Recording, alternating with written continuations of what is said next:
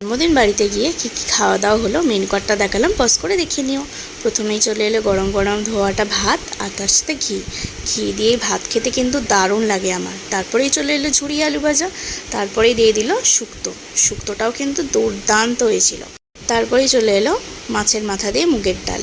এই ডালের সাথে কিন্তু লেবু চিপে খেতে আমার দারুণ লাগে। তোমরাও কি আমার মতো করে খাও? কমেন্ট করে জানিও।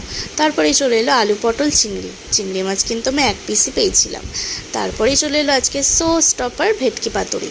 ভেটকি পাতুরিটা যেমন ফ্রেশ আর তেমনি টেস্ট হয়েছিল, পুরো গরম গরম। এতই ভালো হয়েছিল যে আমি আরও একটা নিয়ে নিলাম ভেটকি পাতুরি।